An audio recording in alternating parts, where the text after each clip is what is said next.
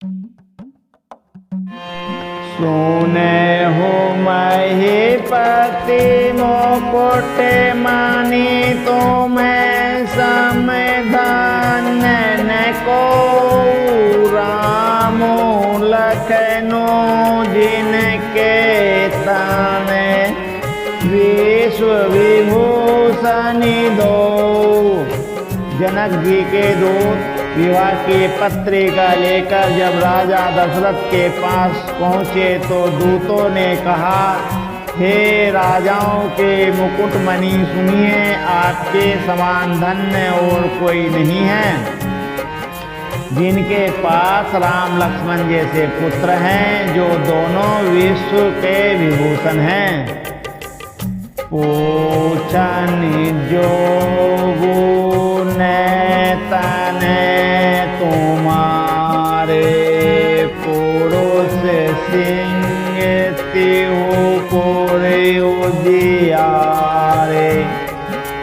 जिनके जस पीड़िता के आगे शशि मालिनी रवि शीतली लागे। आपके पुत्र पूछने योग्य नहीं हैं। वे पुरुष सिंह तीनों लोकों के प्रकाश स्वरूप हैं। जिनके यश के आगे चंद्रमा मलिन और प्रताप के आगे सूर्य शीतल लगता है। तीन है कही नाथ के मिटीने देख रवि के दीपिका लीने। सिय स्वयंवर भूपियने का समिते सुभट एक का। हे नाथ, उनके लिए आप कहते हैं कि उन्हें कैसे पहचाना? क्या सूर्य को हाथ में दीपक लेकर देखा जाता है? सीताजी के स्वयंवर में अनेकों राजा और एक से एक बढ़कर योद्धा एकत्र हुए थे। शंभो सरसनु काउन तारा हमारे थारे सकल वीर बरियारा। तीन लोक महजे बटे मानी सबके सकते संबोधन बानी। परंतु शिवजी के धनुष को कोई भी नहीं हटा सका। सारे बलवान वीर हार गए। तीनों लोकों में जो वीरता के अभिमानी थे, शिवजी के धनुष ने सबकी शक्ति तोड़ दी। सकई उठाए सारा सुर मेरू तो हुए हारी गए करि फेरू। जेहि को तुक शिव से लूटाया सोते सवा पराभव पावा। बानासुर जो सुमेरु को भी उठा सकता था, वह भी हृदय में हार कर परिक्रमा करके चला गया। और जिसने खेल से ही कैलाश को उठा लिया था, वह रावण भी उस सभा में पराजय को प्राप्त हुआ। ताहा मेरा गोवंश मणि सोने महामहिपाल। भंजे उचाप प्रिया सबिनो जिमो गज पंकज नाल। हे महाराज सुनिए, वहाँ जहाँ ऐसे ऐसे योद्धा हार मान गए, रघुवंशमणि श्री रामचंद्र जी ने बिना ही प्रयास शिव के धनुष को वैसे ही तोड़ डाला, जैसे हाथी कमल के डंडे को तोड़ डालता है। सुनी सरो से भेरे गुनाए कुआ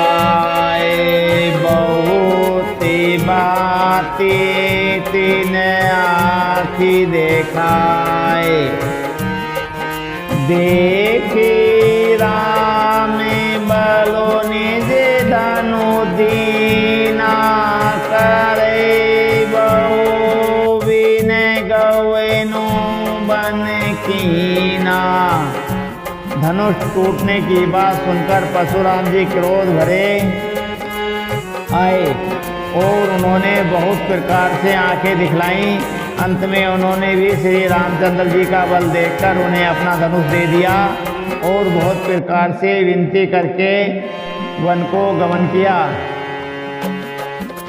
राजन रामो अतुल्य बल जैसे, तेज निधान लखनऊ पुनीते से। कंपई भूप विलोकत जाके, जिमि गज हरि किशोरी के ताके। हे राजन, जैसे श्री रामचंद्र जी अतुलनीय बली हैं, वैसे ही तेज निदान फिर लक्ष्मण जी भी हैं, जिनके देखने मात्र से राजा लोग ऐसे कांप उठते थे जैसे हाथी सिंह के बच्चे के ताकने से कांप उठते हैं। देव देखे तब बालक दो, अविनय आखे तरे आवत को। दूत वचन रचना प्रिय लागे, प्रेम प्रताप वीर रस पागी।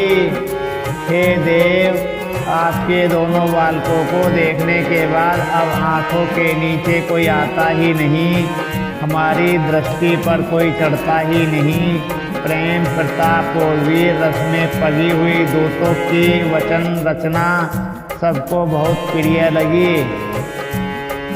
सभा समय तेरा अनुरागे, दूतन देने निछावरी लागे। कही अनीति तै मोंदे काना, धर्मो विचारे सभी सुकुमाना। सभा सहित राजा प्रेम में मग्न हो गए और दूतों को निछावर देने लगे। उन्होंने निछावर देते देखकर यह नीति विरुद्ध है ऐसा कहकर दूत अपने हाथों से कान मूंदने लगे। धर्म को विचार कर उनका धर्मयुक्त बर्ताव देखकर सभी ने सुख माना। तब उठे भूप वशिष्ठ कहु दीनी, पत्रिका जाई। कथा सुनाए गुरहि सब सादर, दूत बोलाई। तब राजा ने उठकर वशिष्ठ जी के पास जाकर उन्हें पत्रिका दी और आदर पूर्वक दूतों को बुलाकर सारी कथा गुरुजी को सुना दी। सुनी बोले गुरु अति सुख पाई, पुण्य पुरुष कहु मैं सुख छाई। जिमि सरिता सागर मऊ जाए, यद्यपि ताहि कामना नाहि। सब समाचार सुनकर और अत्यंत सुख पाकर गुरु बोले, पुण्य आत्मा पुरुष के लिए पृथ्वी सुखों से छाई हुई है, जैसे नदियां समुद्र में आती हैं। यद्यपि समुद्र को नदी की कामना नहीं होती। तिमि सुख संपत्ति बिने ही बोलाए, धर्मशील पहि जाए सुआए। तुम्हें गुर विप्र देन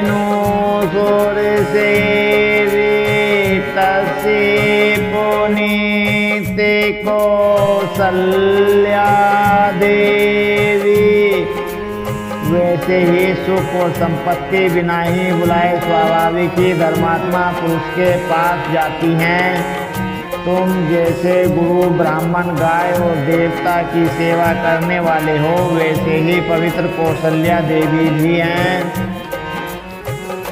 सुकृति तुम्हें सामान्य जग माही, भयउ नह को होने नाही। तुम्हें ते अधिक पुण्य बड़े काके, राजन राम सरिस सोते जाके। तुम्हारे समान पुण्य आत्मा जगत में न कोई हुआ, न है और न होने का ही है।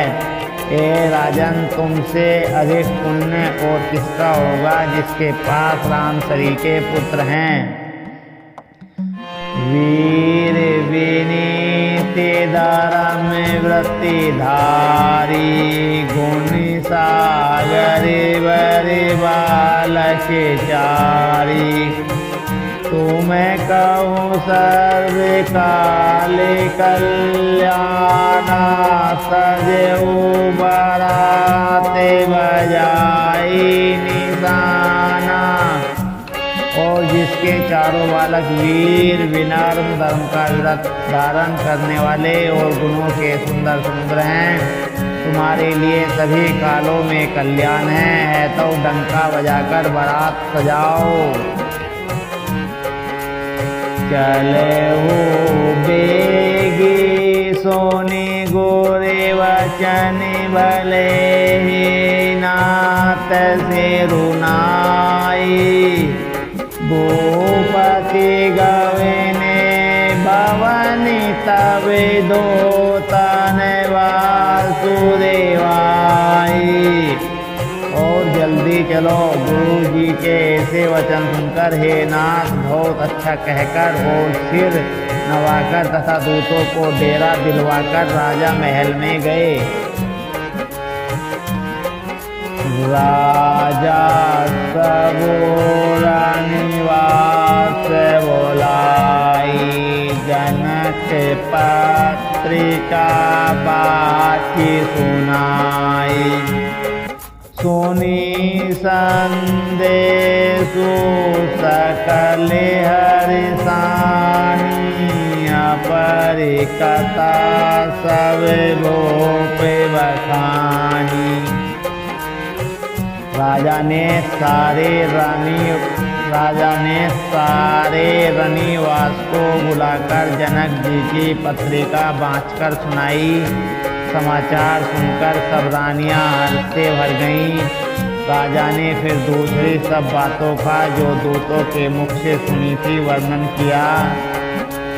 प्रेम प्रफुल्लित राजे ही रानी, मन हुसैनी सोने वारी दीवानी। मोदित आशीष देहि गुरी नारी, अति आनंद मगन महतारी। प्रेम में प्रफुल्लित हुई रानियां ऐसी सुशोभित हो रही हैं जैसे मोरनी बादलों की गरज सुनकर प्रफुल्लित होती है।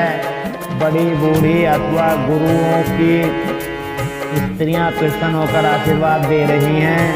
माताएं अत्यंत आनंद में मग्न हैं। लेहि परस पर अति प्रिय पाती, हृदय लगाई जोड़ाई छाती। राम लखन के कीर्ति करनी, बारे बारे गोपी बरी बरनी। उस अत्यंत प्रिय पत्रिका को आपस में लेकर सब हृदय से लगाकर छाती शीतल करती हैं। राजाओं में श्रेष्ठ दशरथ जी ने श्री राम लक्ष्मण की कीर्ति और करनी का बारंबार वर्णन किया।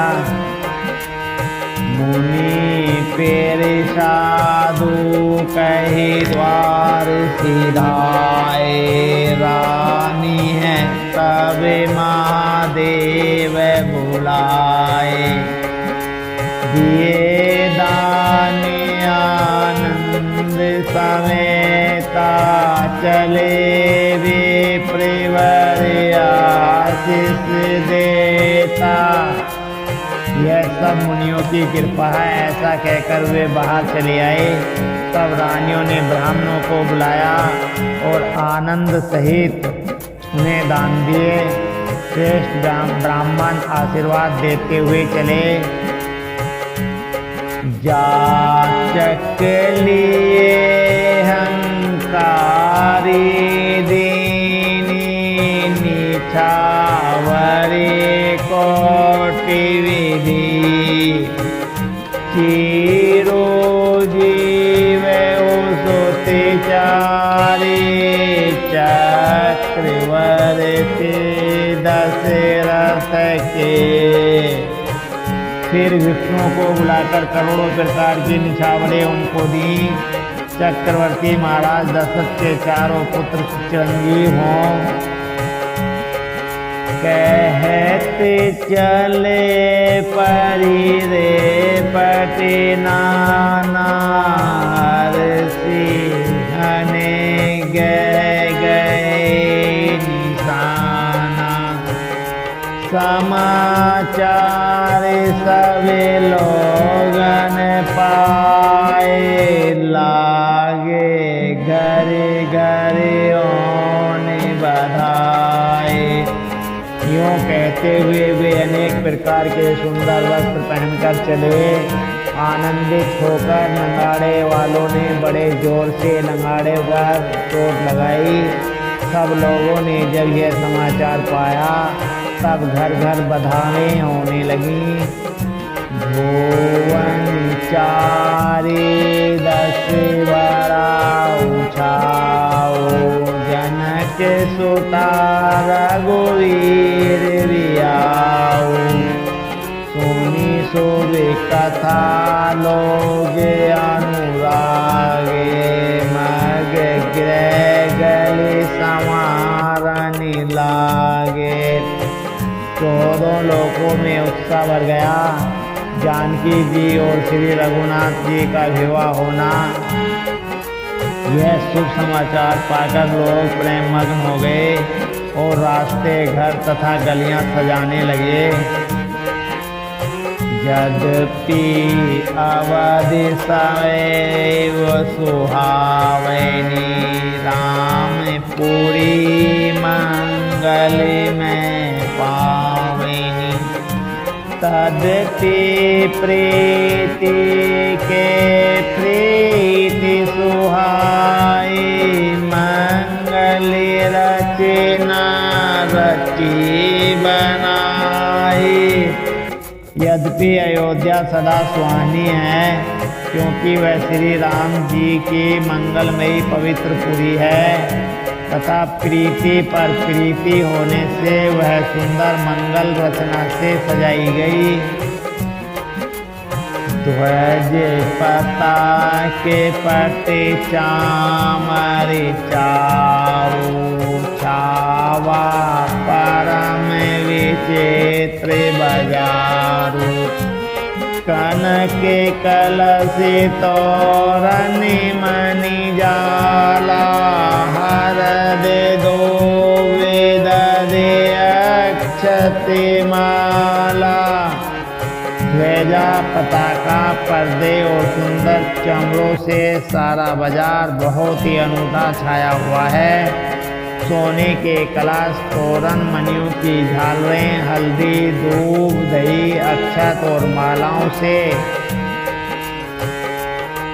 मंगल में निज निज भवनी लोगन रचे बनाई। बीती सी चतुर चौके चारों पुराई। लोगों ने अपने अपने घरों को सजाकर मंगलमय बना दिया। गलियों को चतुर्मास से सींचा और द्वारों पर सुंदर चौक पुराए। चंदन, केसर, कस्तूरी और कपूर से बने हुए एक सुगंधित द्रव को चतुर्सम कहते हैं।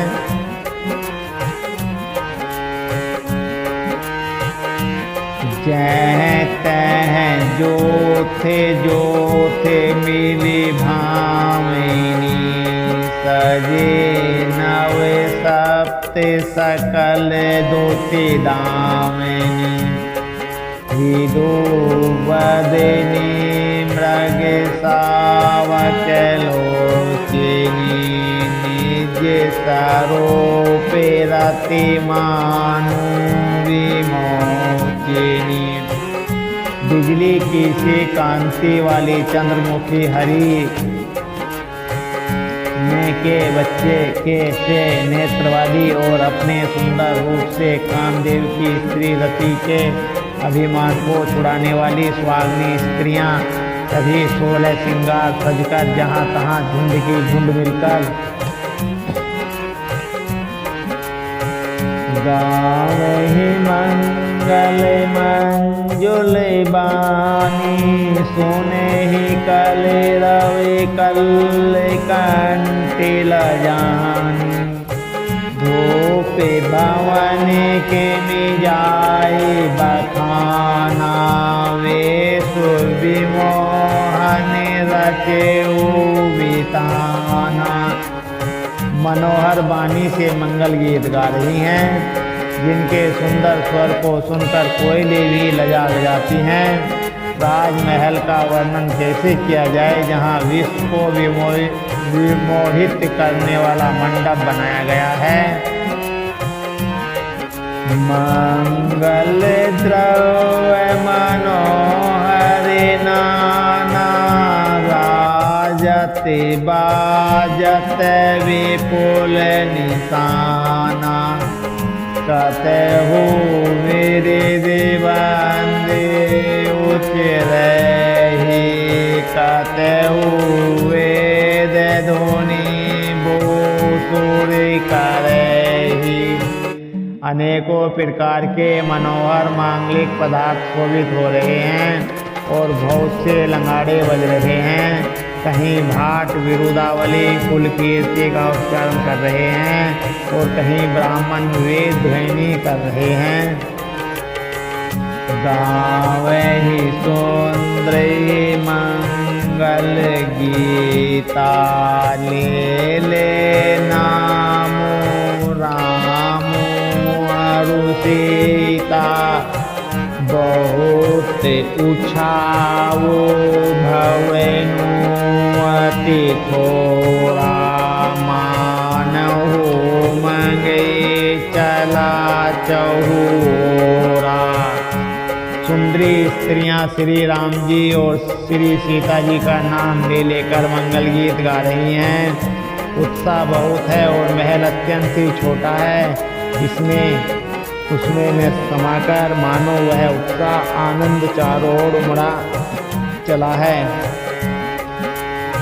सोवाद सिरति भवनी कई को कवि बरने पार। जहाँ सकल सुर शीस मनी। राम लीने अवतार। दशरथ के महल की शोभा का वर्णन कौन कवि कर सकता है, जहाँ समस्त देवताओं के शिरोमणि रामचंद्र जी ने अवतार लिया है। भूप भरत पुनि लिए बोलाई है। नंदन साजु बजाई। चले वेगी रघुवीर बराता। सुनते पुलक पूरे दो भ्राता। फिर राजा ने भरत जी को बुला लिया और कहा कि जाकर घोड़े, हाथी और रथ सजाओ, जल्दी रामचंद्र जी की बारात में चलो। यह सुनते ही दोनों भाई भरत जी और शत्रुघ्न जी आनंदवश पुलक से भर गए। भरत सकल सानी बोलाए, आए सुदीन मोदित उठी धाय। रचि रोचि जीन तो रंग तीन, साजे बरनि बरनि बरि बाज विराजे। भरत जी ने सब कहानी घुड़साल के अध्यक्ष बुलाए और उन्हें घोड़ों को सजाने की आज्ञा दी। वे प्रसन्न होकर उठ दौड़े। उन्होंने रुचि के साथ यथा योग्य जी ने कसकर घोड़े सजाए। रंग रंग के उत्तम घोड़े शोभित हो गए। सुभग सकल सुटी चंचल करिनी, जरति धरति पग धरिनी। नाना जाति ने जाई बखाने, निदिरे पवनु जनु चहते उड़ाने। सब घोड़े बड़े ही सुंदर और चंचल करनी चाल के हैं। वे धरती पर ऐसे पैर रखते हैं जैसे जलते हुए लोहे पर रखते हों। अनेकों जाति के घोड़े हैं जिनका वर्णन नहीं हो सकता। ऐसी तेज चाल के हैं मानो हवा का निरादर करके उड़ना चाहते हैं। इन्हें सब खेले शिवारा, भारत सरिस राज कुमारा। सब सौंदर्य सब भूषणधारी, कर सरि चाप तुम कटि भारी। उन सब घोड़ों पर भरत जी के समान अवस्था वाले सब छेल छबीले राजकुमार सवार हुए। वे सभी सुंदर हैं और सब आभूषण धारण किए हुए हैं। उनके हाथों में बाण और धनुष हैं तथा कमर से भारी तरकस बंधे हैं। छरे छबीले छेल सब सोर सुजान नवीन। जो विपद चरे असिवार, पीरती जयस किला पिरवीन। सभी चुने हुए छबीले छेल सूरवीर और चतुर नयूब हैं। प्रत्येक सवार के साथ 2 पैदल सिपाही हैं जो तलवार चलाने की कला में बड़े निपुण हैं। बांधे विरद वीरन गाड़े, निक से ही भय पुर बाहरे ठाड़े। तेरे चतुर तुरग गति नाना, हर्ष ही सुने सुनी पनौ निशाना। शूरता का बाना धारण किए हुए रणवीर और धीर वीर सब मिलकर नगर के बाहर आ खड़े हुए। वे चतुर अपने घोड़ों को तरह तरह की चालों से फेर रहे हैं और फेरी तथा नगाड़े की आवाज़ सुनकर प्रसन्न हो रहे हैं। रथ सारथी ने वे चित्र बनाए, ध्वज पताक मणि भूषण लाए। चमरी चारो किनि किनि धोनि करे, भानु जानि सोवा अपे हरे। साथियों ने ध्वजा पताका मणि और आभूषणों को लगाकर रथों को बहुत विलक्षण बना दिया। उनमें सुंदर चमर लगे हैं और घंटियां सुंदर शब्द कर रही हैं। वे रथ इतने सुंदर हैं मानो सूर्य के रथ को सूर्य के रथी शोभा को छीन लेते हैं। सांवे करनी अगणित है होते, तीन रथिन सारे तीन जोते, सुंदर सकल अलंकृत सोहे, जिन्हि विलोकते मुनि मनि मोहे। अंगने 51 घोड़े थे, उनको साथियों ने उन रथों में जोत दिया जो सभी देखने में सुंदर और गहनों से सजाए हुए सुशोभित हैं और जिन्हें देखकर मुनियों के मन भी मोहित हो जाते हैं। ये जल चले थले के नाए, तापिन बूढ़े वेगे अधिकाई, अस्त्र शस्त्र सबु साजु बनाई, रथी सारथी ने लिए बोलाई। जो जल पर भी जमीन की तरह ही चलते हैं, वेग की अधिकता से उनकी ताप पानी में नहीं डूबती। अस्त्र शस्त्र और सब साज सजाकर साथियों ने रथियों को बुला लिया।